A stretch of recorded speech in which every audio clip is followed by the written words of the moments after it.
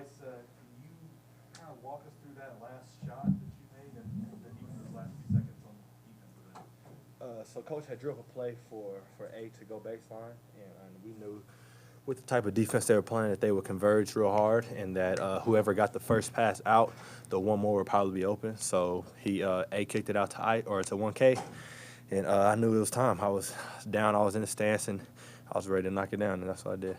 What is it? It's kind of a simple question, but what does it mean for you on a day like today? There's no tomorrow with this team that you can end it this way. It was great, man. It's cherry on top. I mean, I feel like we kind of maximized what we could do. I mean, that's a great team we just played, and to go out and win in that fashion. I think we were down 9 or 10 at one point. But to keep fighting and to finish it off for our seniors was big and big for the city also. Bryce, when they went on that almost 9-minute scoring drought, I guess what were y'all doing, or was it something they were doing that just couldn't allow them to get a bucket there? I think we were just all connected. I mean, whether it was switching, help side, ball pressure, I think everybody was just connected and on the same page. So it was really hard for them to get easy baskets like they were in the beginning. How important was it for y'all to get Bryson Williams into foul trouble? Because it seemed like they were kind of out of sorts without the lead. Yeah, definitely. That was very, very important. I mean, him being in foul trouble helped us because he's a really good player, and to keep him out and kind of take advantage when he wasn't out there was big. And I think that was part of the game plan to try to get him out of there.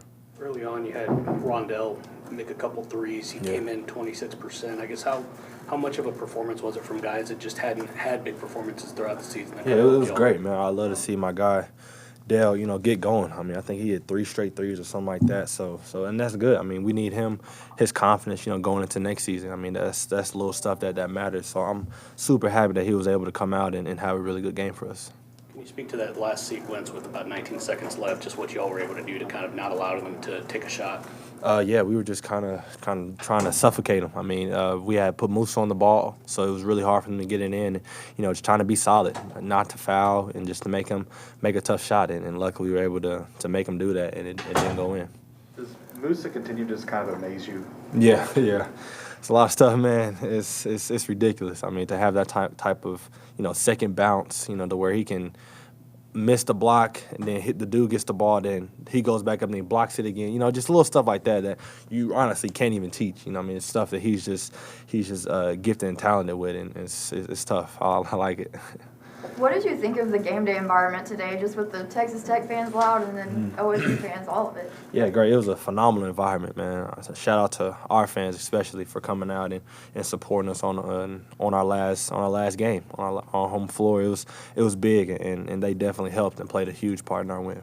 Right. Yesterday, Coach Boynton talked to us about how most seasons end kind of suddenly in a conference tournament or postseason tournament.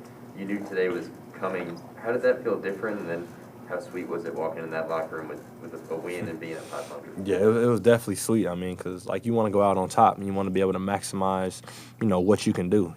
Like the NCAA kind of messed us up early, but, we stayed with it. I mean, we stayed locked in and, we just tried to do what we could, do what was in our power. I think we did that in getting these last 2 wins. When you think about this final month and you guys hanging on until the very end, was there a point where it flipped for you guys? I know that Florida loss was a significant one. Yeah, I mean, the Florida loss was tough. I mean, but we just had to rally together. I mean, the coaching staff did a good job of keeping us together, keeping us glued in, and making sure nobody kind of, got out of whack and stuff, because it's tough. I mean, you lose games and you don't have anything to work for. It's easy for teams to get kind of rattled and unveil, So the coaches did a good job of, keeping us together and willing us to get in big wins like this one. Mike's message after the game. It's not very often that you deliver a message to a team that won on their last game of the year. What was his message? His main message was just he was giving thanks to our seniors, giving thanks to all that they did. And, he actually was brought to tears, that just shows what kind of guy he is, man. He really cares about our players, and he let them know that he was there for them for life. I mean, that's something that's very important as a head coach. You want somebody that's going to be there for you, no matter if you're playing on his team or if you're someone working.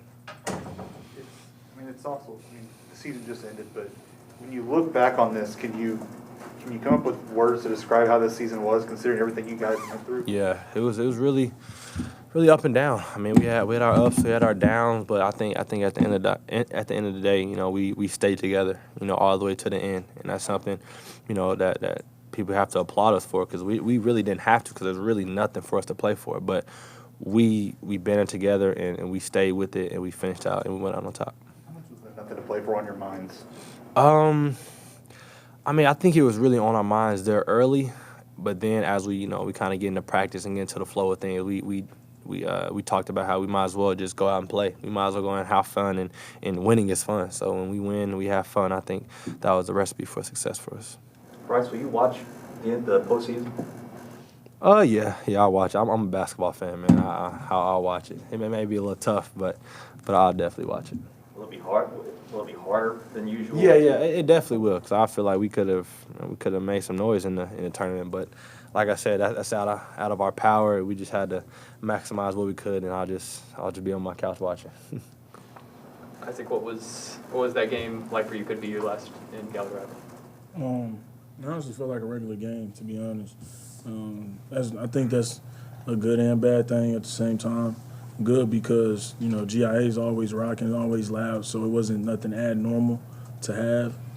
And then bad because, it could be potentially my last game, and I just kind of felt like regular. I don't know. Was the three, hey, it's senior day, I'm going to shoot a three? Nah, it was just like you hoping, bro. I got to at least hit one in a while. I was like, forget it. You might as well hit one real quick. So, it was a fun game. Honestly, it was a fun game. If you could really just picture your last game, that's kind of the entertainment type game you would like it to be, and then, finishing the season on a win. Not everybody gets to do it. There's only going to be one other team doing that, so it was good to have.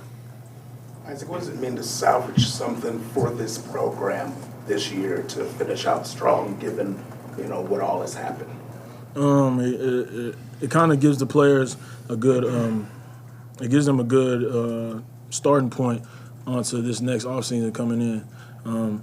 This spring, it's going to be a big jump for a lot of guys. A lot of guys got to improve and have that next year jump, from BT to Musa to Reed. A lot of guys got to make that big-time jump next year, especially with a lot of more minutes coming their way, a lot of more expectation, and them having a lot more experience. They ain't going to be in a position where they're expected to know what to do. So, that's going to let them know that, that they can win in this league. And, you always ask yourself if we could make the tournament with the motivation been different, just from the natural human instincts, but I'm pretty proud of these boys, man. They did their thing.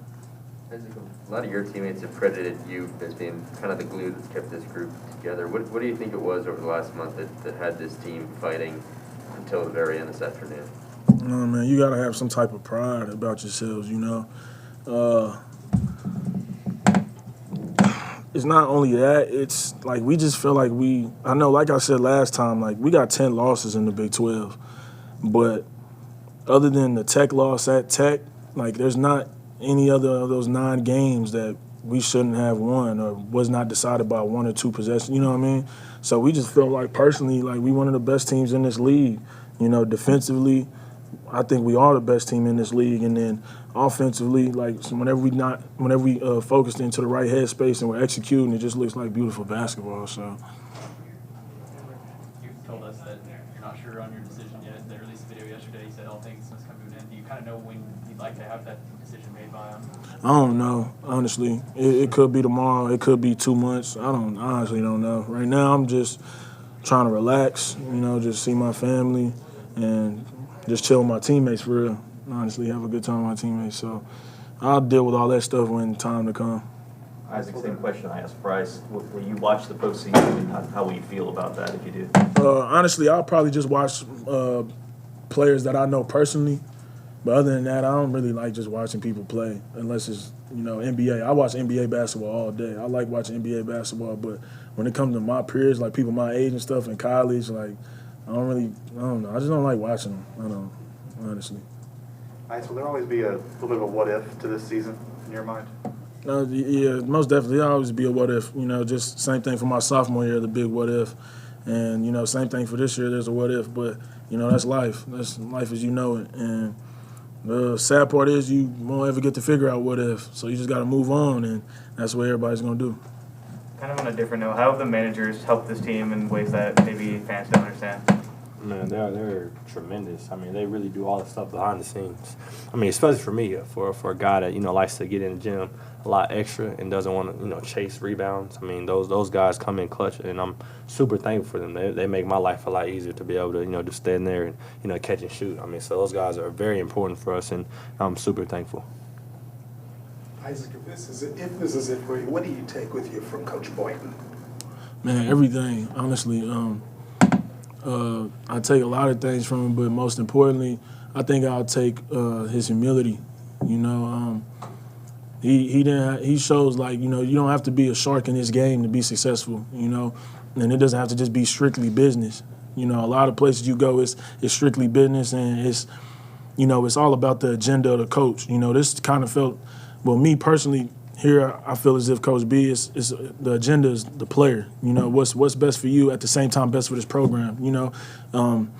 He's going to compromise by trying to figure out what's best for you while thinking about the school and the team. And you got to do the same. You got to think, all right, what's best for the school and the team, but also think about yourself at the same time. It's a balance that you got to find. And he's found that perfect balance, balancing the school and the team's needs between individual people's needs and helping you become, a better player and different things like that. And it's all solely off the personal relationship and the trust that that you gain in him, And he doesn't force it. It's just something that happens over time. And you don't notice that it's there and that it builds up, but by the time you notice, it's this big bond, and it's just great to have. Anything else? All righty, we'll wrap it up there, guys. Appreciate it. Appreciate it. Y'all have a good one. All right,